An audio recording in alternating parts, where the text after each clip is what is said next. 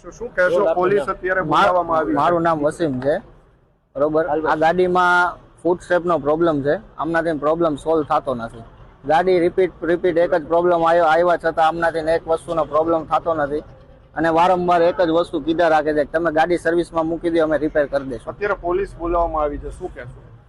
જોયું ને તમે, એ જ વસ્તુ છે, વિરોધ કરી એટલે પોલીસ બોલાવે. આ જ વસ્તુ થાય છે. વિરોધે માણસ ગાડી લીધી, તમે પૈસા નાખ્યા, પૈસા નાખવા છતાં જો તમે વિરોધ ન કરી શકતા હોય તો પછી શું કામનું? ગાડીનું કયું મોડેલ છે?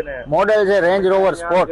2 કરોડ 10 લાખ રૂપિયાની ગાડી છે, બરોબર. 2 કરોડ 10 લાખ રૂપિયા દેવા છતાંય તો જો આવી રીતે કસ્ટમરને હેરાન થવું પડે તો આ વ્યાજબી વાત નથી. કંપનીના 2 વર્ષથી ગાડી લીધી, 2-2.5 વર્ષ ગાડીને લીધે થયા અને લગભગ 2 વર્ષથી તો પ્રોબ્લેમ છે. અમે 20 થી 25 વખત તો ગાડી અહીંયા મૂકેલી જ છે સર્વિસમાં, તો એમનાથી પ્રોબ્લેમ સોલ્વ નથી થતો. અમારી માંગણી એક છે કે ભાઈ તમે ગાડી પ્રોબ્લેમ અમને પરમાનન્ટલી સોલ્વ કરી દો, કા પછી અમને એકવાર લેખિતમાં આપી દો ભાઈ આ મેન્યુફેક્ચરિંગ પ્રોબ્લેમ છે. સાઈડ સ્ટેપ નથી ખુલતા. હવે ગાડીની હાઈટ એટલી છે ને એટલે કોઈ પણ લેડીઝ સાડી પહેરેલી હોય ને ચડી ન શકે, કોઈ પણ બુઝુર્ગ માણસ હોય એ ચડી ન શકે. ઇવન હું પણ ઘણી વાર ચડવા જાઉં તો મારો પગ સ્લીપ થઈ જાય છે, એટલી ગાડીની હાઈટ છે. હવે એ હાઈટની ગાડી માટે ફૂટ સ્ટેપ ફરજિયાત છે જ, અને એ ફૂટ સ્ટેપનું આમનાથી સોલ્યુશન આવતું નથી.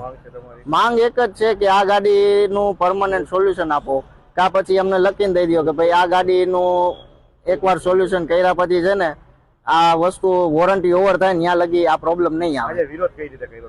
વિરોધ અમે બળદ બાંધીને કર્યો છે.